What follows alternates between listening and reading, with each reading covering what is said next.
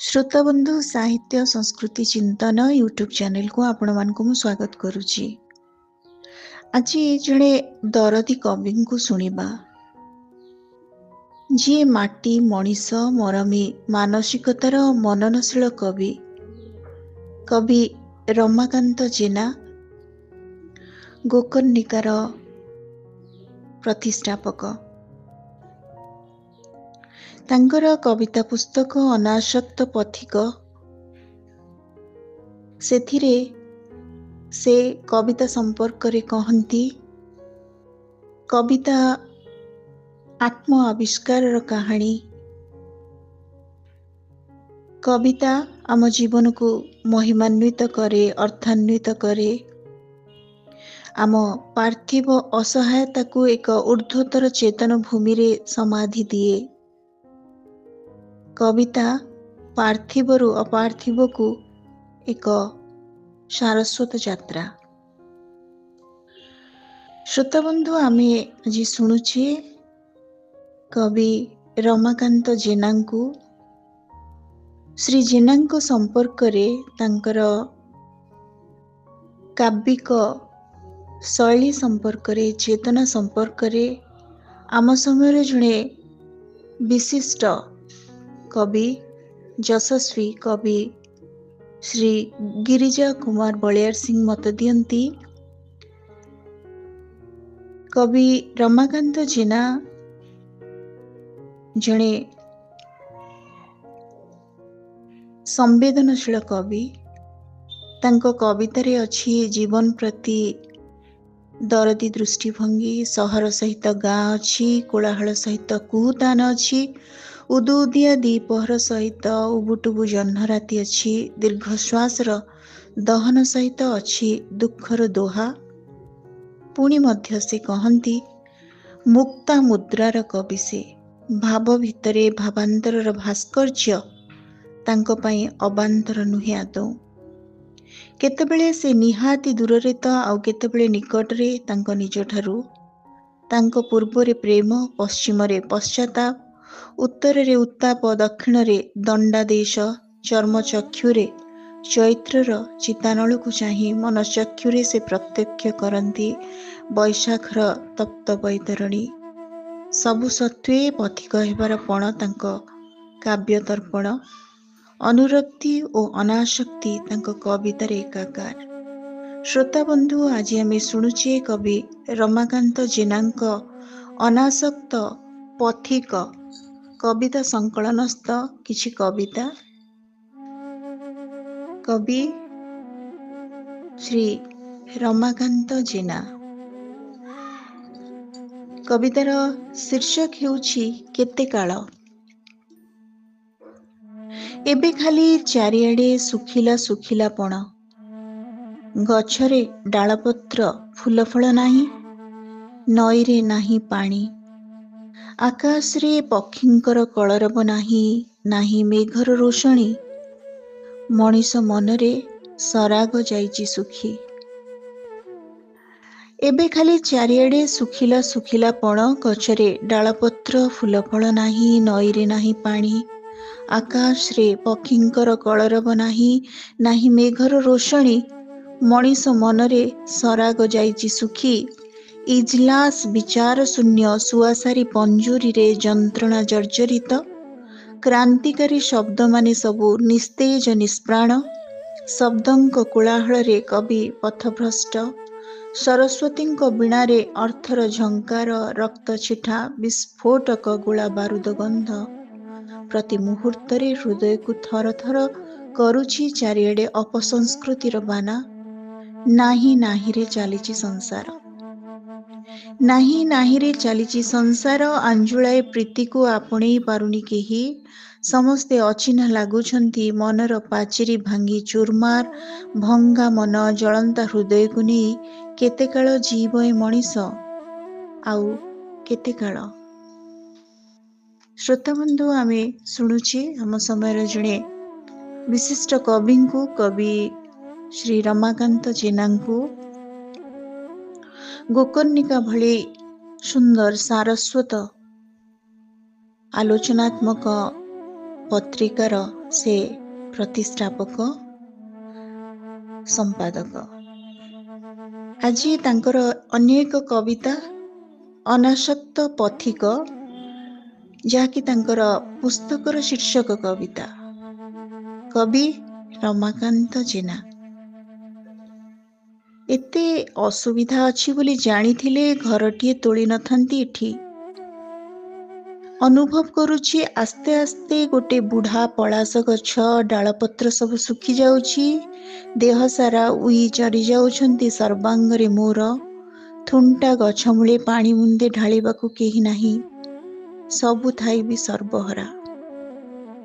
ବୁନିଆଦିର ସ୍ମୃତିସ୍ତମ୍ଭ ନଥିବା ଜୀବନର ପ୍ରତିଟି ମୁହୂର୍ତ୍ତକୁ ପରଖି ମାପି ଚାଲୁ ଚାଲୁ ଦୁର୍ଭାଗ୍ୟର ଯନ୍ତ୍ରଣାମାନେ କଣ୍ଟକିତ କରୁଛନ୍ତି ମୁକ୍ତିର ପଥ। ବେଳେବେଳେ ହତାଶର ଗରଳ ପିଇ ଶୀତିକଣ୍ଠ ହେବାକୁ ପଡୁଛି ତ ଘାତକ ହାତରେ ବନ୍ଧା ହୋଇ ମରଣ ମୁଖକୁ ଠେଲି ପେଲି ଯାଉଥିବା ଛେଳି ଶାବକ ଭଳି ରହିବାକୁ ହୁଏ ଏଠି। ପୁଣି ଗଭୀର ପାଣିରେ ସୁଅରେ ପହଁରି ନ ଜାଣି ଝଟପଟ ହେବାକୁ ପଡୁଛି। କୈଫିୟତ କାହାକୁ ଦେଇହେବ ଯେ? ମୋ ଘର ଚାରିପାଖେ ମଣିଷ କେତେବେଳେ ନିଷ୍ଠୁର ତ କେତେବେଳେ ଅନୁକମ୍ପାପୂର୍ଣ୍ଣ ସୃଷ୍ଟିଶୀଳ ଲେଖକଟିଏ ଅନ୍ୟର ଅସୂୟାରେ ଜର୍ଜରିତ। ମୋ ଘର ଚାରିପାଖେ ମଣିଷ କେତେବେଳେ ନିଷ୍ଠୁର ତ କେତେବେଳେ ଅନୁକମ୍ପା ପୂର୍ଣ୍ଣ ସୃଷ୍ଟିଶୀଳ ଲେଖକଟିଏ ଅନ୍ୟର ଅସୂୟାରେ ଜର୍ଜରିତ। ଅହଙ୍କାରର ରାଜପ୍ରସାଦ ସିଂହାସନରେ ଏଠି ଖରା ସମ୍ପୂର୍ଣ୍ଣ ମାୟାତ, ଛାଇ ସବୁ ବିଷଣ୍ଣ। ଅଲଗା ଲାଗୁଛି ସକାଳୁ ସଞ୍ଜ ଯାଏ। ଅଲଗା ଲାଗୁଛି ସକାଳୁ ସଞ୍ଜ ଯାଏ। ଫୁଲ ଗଛରେ ପାଣି ଦେବା ମୋହ ତୁଟି ଯାଉଛି। ମୁଁ ଏବେ ନିଃସଙ୍ଗ ମାଳି। ମୁଁ ଏବେ ନିଃସଙ୍ଗ ମାଳି। ପାହାଡ଼ ନଈ ମଝିରେ ଥିବା ଫୁଲ ବଗିଚାରେ ବଞ୍ଚିଛି ନିଜ ଗାଁ ମାଟି ମାର ସ୍ମୃତିକୁ ସମ୍ବଳ କରି। ମୁଁ ଏବେ ନିଃସଙ୍ଗ ମାଳି। ପାହାଡ଼ ନଈ ମଝିରେ ଥିବା ଫୁଲ ବଗିଚାରେ ବଞ୍ଚିଛି ନିଜ ଗାଁ ମାଟି ମାର ସ୍ମୃତିକୁ ସମ୍ବଳ କରି। କବି ରମାକାନ୍ତ ଜେନାଙ୍କର ଅନ୍ୟ ଏକ କବିତା। କବିତାର ଶୀର୍ଷକ ହେଉଛି ଆମ ଗାଁ। ଶାନ୍ତ ନୀଳ ଧାନ ବିଲ ଧାର ଦେଇ ଲମ୍ବି ଯାଇଛି ସବୁଜ ସୁନ୍ଦର ପାହାଡ଼ର ଢେଉ। ପାଟର ନୀଳ ପାଣି ଉପରେ ଦଳ ଦଳ ପକ୍ଷୀ, କାକଳିର ହୁଳହୁଳି, ବଉଳରେ ଭର୍ତ୍ତି ଆମ୍ବତୋଟା, ପତ୍ର ଗହଳରେ କୋଇଲିର କୁହୁଗାନ। ତା ସବୁଜ ପତ୍ରର ଓଢ଼ଣା ସବୁ ଦିଶୁଥିଲା ନୂଆ ବୋଉ ମୁହଁ ପରି। ଆମ ଗାଁ ମଥାନରେ ପନ୍ତୁରୀ ପାହାଡ଼, ଚିତାବାଘ ଖରାବେଳେ ହାଇମାରି ଘୁମେଇ ପଡ଼େ। କେଉଟ ସାହିର ଛେଳି ଛୁଆଙ୍କ ପାଇଁ ପାହାଡ଼କୁ ଲାଗି ଏକ ବିରାଟ ପ୍ରାସାଦ। ହାତୀଦାନ୍ତ ପଲଙ୍କରେ ଶୋଇଛି ରାଜଜିମା। ବିରାଟ ଡିନର ଟେବୁଲ, ଚାରିପଟେ ନିର୍ଜନ।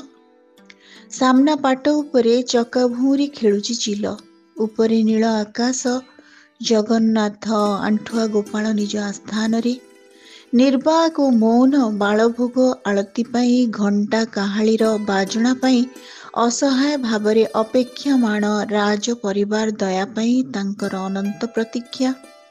ଅହଙ୍କାର ଏଠି ଶୋଇଯାଏ। ଅହଙ୍କାର ଏଠି ଶୋଇଯାଏ କ୍ଳାନ୍ତ ତନ୍ତୁ ତୋଟାମାଳର ଶାନ୍ତ ଶୀତଳ ଛାଇରେ ଲୋଟାଇ। ସ୍ୱପ୍ନ ଦେଖେ ଚିତାବାଘର ମଖମଲ ଦେହର ସୌନ୍ଦର୍ଯ୍ୟରେ। କୁଆଡ଼େ ଗଲା ସେଦିନ? କୁଆଡ଼େ ଗଲା ସେଦିନ? କେତେ ଜହ୍ନି ଫୁଲର ଡାଲାରେ କୁଆଁରୀମାନେ ଖୋଜୁଥିଲେ ଜହ୍ନକୁ।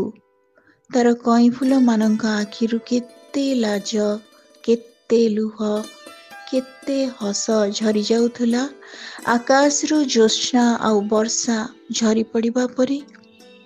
କୁଆଡ଼େ ଗଲା ସେଦିନ? କେତେ ଜହ୍ନି ଫୁଲର ଡାଲାରେ କୁଆଁରୀମାନେ ଖୋଜୁଥିଲେ ଜହ୍ନକୁ। ତାର କଇଁଫୁଲମାନଙ୍କ ଆଖିରୁ କେତେ ଲାଜ, କେତେ ଲୁହ, କେତେ ହସ ଝରି ଯାଉଥିଲା ଆକାଶରୁ ଜ୍ୟୋତ୍ସ୍ନା ଆଉ ବର୍ଷା ଝରି ପଡ଼ିବା ପରି। କବି ରମାକାନ୍ତ ଜେନାଙ୍କର ଅନାସକ୍ତ ପଥିକ କବିତା ସଂକଳନସ୍ଥ କବିତା ଗୁଡ଼ିକୁ ଆମେ ଶୁଣୁଛି। କବିଙ୍କର ଅନ୍ୟ ଏକ କବିତା ଯାହାର ଶୀର୍ଷକ ହେଉଛି ବାଟୋଇ। କବି ଶ୍ରୀ ରମାକାନ୍ତ ଜେନା। ଆଶା ଓ ନିରାଶା ଭିତରେ ଥିବା ଦୂରତ୍ୱ, ଅବିଶ୍ୱାସରେ ଅନାସ୍ଥାର ଆତ୍ମବିଶ୍ୱାସ, ପ୍ରବୃତ୍ତି ଓ ନିବୃତ୍ତି ଭିତରେ ଥିବା ନିଗୁଢ଼ ମାନସିକ ତତ୍ତ୍ୱର ଜୀବନ ପ୍ରେମ, ଜନ୍ମରୁ ମୃତ୍ୟୁ, ଆକାଶ ଓ ପୃଥିବୀ ଭିତରେ କେତେ କ'ଣ ଖୋଜା ଚାଲିଛି। ଖୋଜି ଖୋଜି ଏବେ ପଥଭ୍ରାନ୍ତ, ମିଥ୍ୟାର ସାମ୍ରାଜ୍ୟ ଭିତରେ ଅବାସ୍ତବ ଅପାର୍ଥିବତାକୁ ନେଇ ହୃଦୟକୁ ବିଦୀର୍ଣ୍ଣ କରି ବିଶ୍ୱାସକୁ ଜଗତର ଦରବାରରେ ହୃଦୟ ସିଂହାସନରେ ଅଭିଷିକ୍ତ କରିବା ପାଇଁ ପ୍ରତିଜ୍ଞାବଦ୍ଧ ଥିଲାବେଳେ ନାଗଫାସର ନିବିଡ଼ ବନ୍ଧନରେ ଲଟକି ଯାଉଛି। କାହିଁକି ଏସବୁ ଖୋଜା? କେବେ ସରିବ ମହାମନ୍ତ୍ରର ପରିସମାପ୍ତି? ବିବେକର ଫୁଲଟିଏ ଫୁଟିବ କେତେକାଳ? ତୁଣୀର ତୀର ସବୁ ବିଦ୍ଧ କରି ଚାଲିଥିବେ ନୈରାଶ୍ୟକୁ। ଅଜଣା ରାସ୍ତାର ଯାତ୍ରୀ ହୋଇ ଉତ୍ତର ପାଇବା ଆଶାରେ ରକ୍ତ ଜୁଡୁବୁଡୁ ହୋଇ ଖୋଜୁଥିବ ନିଜକୁ।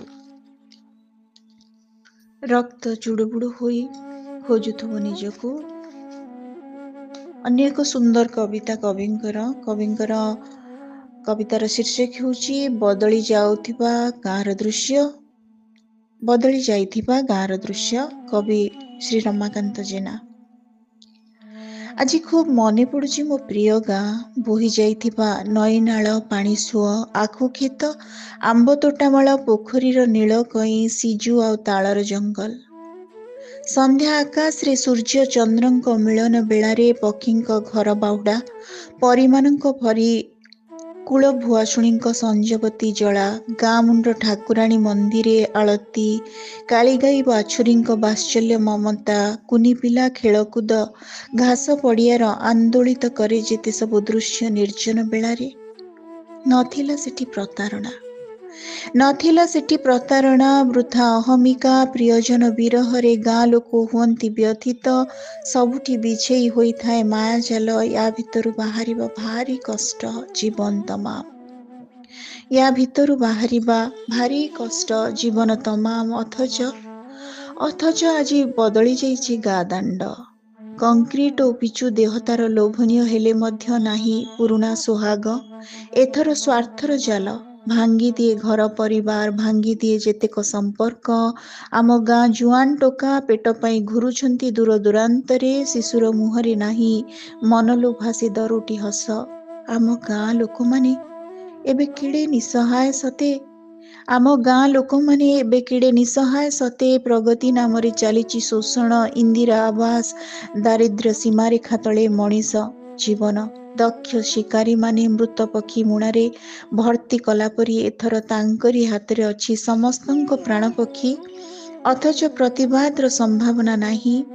ଗାଁର ଜନତା ମୂକ। ଗାଁ ମାଟି, ନଦୀ, ନାଳ, ବଣ, ପାହାଡ଼ ସମସ୍ତେ ଅଶାନ୍ତ। ଏ ଦୃଶ୍ୟ ବଦଳିବା ନେଇ ଆଜି ଗାଁ କଥା ଖୁବ୍ ମନେ ପଡ଼େ।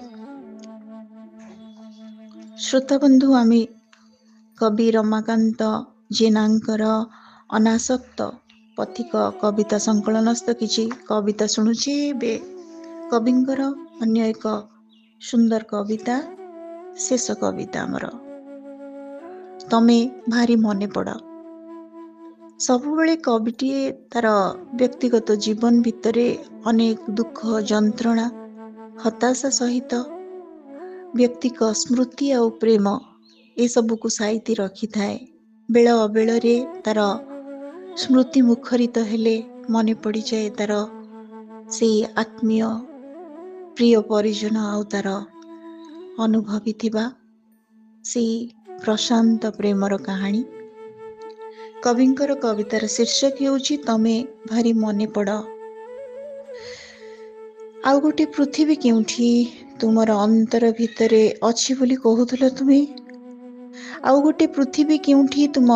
ଭିତରେ ଅଛି ବୋଲି କହୁଥିଲ ତୁମେ। ସୁତରାଂ ସେଇଟି କି ଆବିଷ୍କାର କଲ। କାଗଜର ଡଙ୍ଗା ଭଳି ନାଚି ନାଚି ଭାସିଗଲ ନଈ ମୁହାଣରେ। ପୁଣି କେତେବେଳେ ଭସାମେଘ ଆକାଶରେ ତାରାଟିଏ ହୋଇ ହଜିଗଲ ବାଦଲ ମେଳରେ।